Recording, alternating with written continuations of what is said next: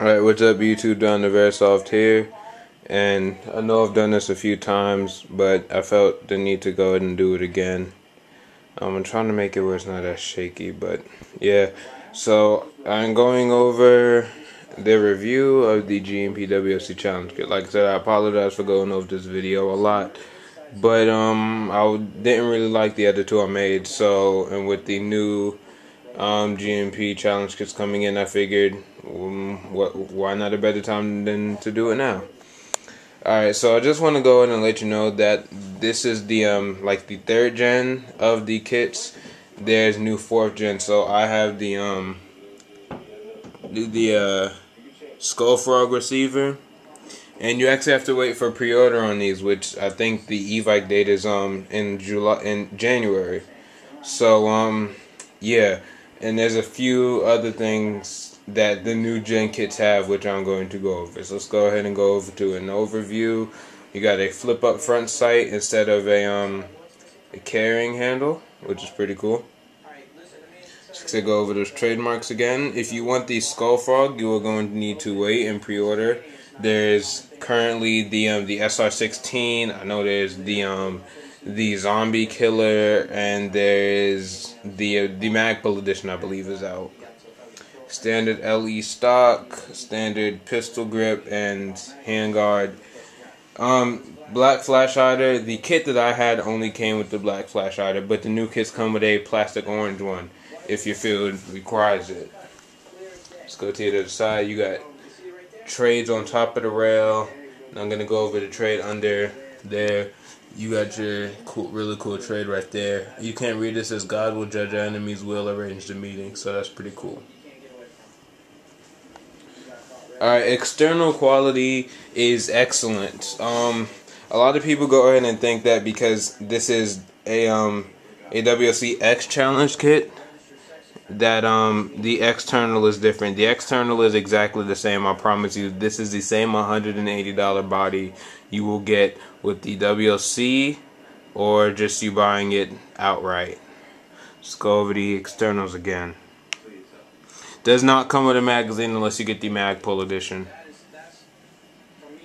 Alright, so externals. Now, oh, by the way, the box, you will have some extra parts in there. I know I have an extra trigger spring, and I have some washers for some reason, and just I think like 2 extra pins. So don't be alarmed if you don't use everything in the kit. Chances are you won't. Oh, it's getting shaky.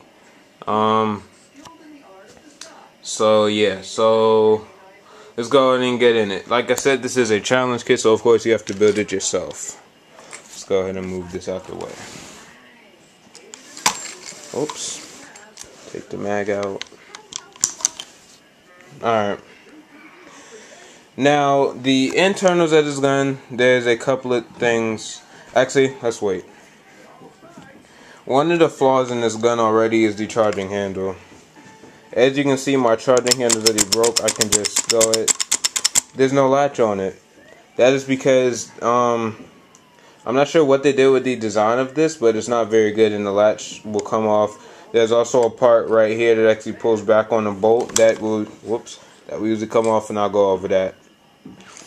And here's the trade under the Skull Frog. As you can see, mine's actually getting scratched up a little, which this camera would focus better. Mine actually got scratched up from pushing this down, which really does suck. Might go ahead and put some Sharpie over that or something. So yeah, let's go ahead and get into the inside of the gun now.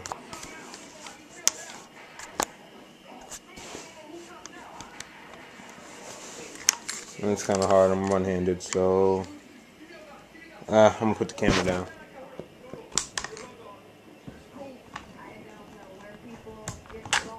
Okay, so I just went ahead and separated them.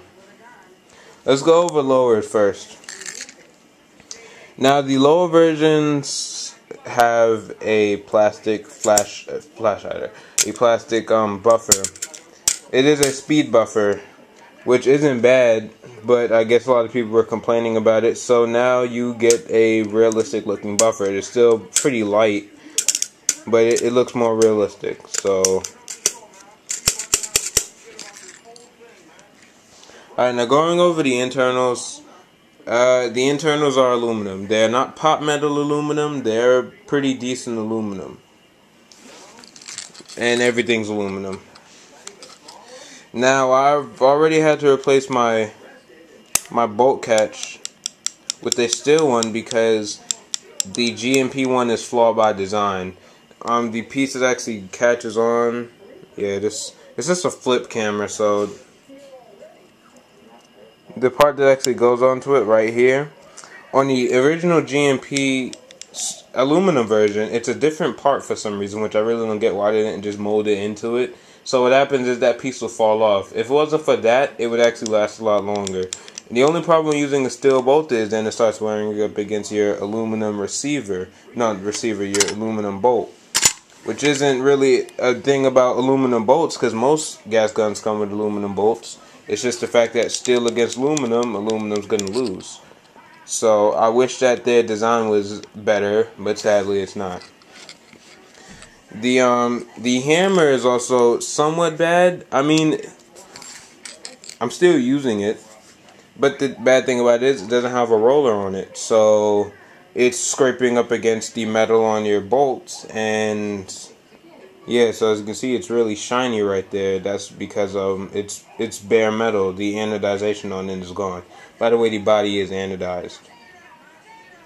Alright, the trigger is actually one of the best parts about this gun. I don't see anything happening to the trigger, honestly. The triggers are pretty sturdy and show nowhere at all, actually. So you're pretty good with that. The full auto sear shows some sign of warping, but all in all, you will probably never need to replace it. I could see you need to replace the trigger before you ever need to replace this, just because I don't ever see it being a problem. If this snaps on you, I'd honestly be shocked. These are aftermarket anti-rotation link pins, by the way. One of the differences, which is really subtle, but the new versions have a mag catch the same color as the as these, which I don't get why they made it black for this generation. Because in the older generations, they were like that. I don't know. That's just something. Because I like this gray furniture, and then they just mess it up. So, I mean, I might go ahead and get an ambi one. That way I can still keep that. Hit that. The buffer lock. You probably will need to replace it if you use CO2 or use a heavier bolt. Honestly, if you're just using the stock buffer, you should be good. If you upgrade to a real steel buffer, you might want to go and upgrade that. And as far as the housing, you're pretty much good. So as far as lower, I give it a 8 out of 10. Just because of the fact that you have 7 out of 10. Just because of the fact that you need to replace a part in it almost right out the box, which really sucks. But yeah, once that's good, you're pretty much good to go. Once you get a steel bolt catch and a steel hammer with the roller, you're pretty much good with parts for a while. I was going to upper receiver. Now I don't have the actual nozzle in here because I'm putting it and passing it soon. But the nozzle doesn't come assembled for you anymore, which is pretty weird. Neither does the hop up. On my generation, the hop up and the whole bolt came assembled for you, but now the hop up is not assembled and the nozzle is not assembled because people are saying it's a challenge kit. They wanted to do everything, but I do warn you, the hop up is actually pretty difficult. I mean, the most difficult part about the lower, by the way, and I did use the manual, so don't even let people think that the manual sucks, because I never built a gas gun or a real gun, and I used the manual. The hardest thing was getting these two pins aligned for the first time. After that, the only other hard part was the hammer lock. But what I realized is, if you go ahead and put in the hammer lock before you put in the switch, it'll solve big headaches. Big headaches. I had to learn that the hard way. Put your hammer lock first, then split the hook and the spring. Split those apart and push in the you select the switch with your other hand, and then get that detent in, and you're good to go. Trust me, big headaches gone. Another thing about the lower, I know I should be sticking to the upper. Make sure you're careful with these pins, because I know people who have broken this piece off because they either hammered it too hard or whatnot. Be careful with those pins, guys. So yeah, bolt is a pretty lightweight bolt. And their nozzle is actually one of the best nozzles. GMP has one of the best nozzles.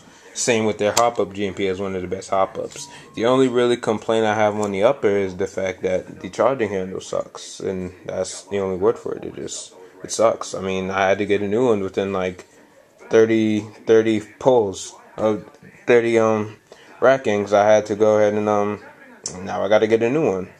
I mean, it's still functional, but I know people have had it snap off right there. So it's supposed to go ahead and engage and pull a bolt back.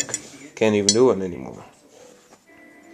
And yeah, my thingy snapped too. My nozzle lock thing here, it snapped, but that may have been my own fault. But there's the wear from the non-rolled hammer. Overall, it's a good bolt. It has storage in the back for any aftermarket weight kits for adding recoil. One of the things that was a pain is the forward assist, but GMP uses crocodile pins for some reason. It's basically just you use pliers to make them smaller, or use like something to make them bigger. Like they're adjustable. I don't know why they didn't just make them to the size, but I just used some pliers and made it smaller and got it in there. It was tricky, it really was. And then let's go ahead and move down to here. I'm trying to make this quick. Put the camera down. There's your hop up adjustment. Mine came with no hop at all. So put this down again.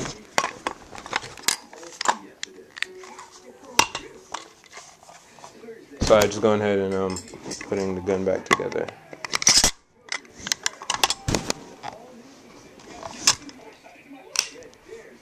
Alright, sorry about this.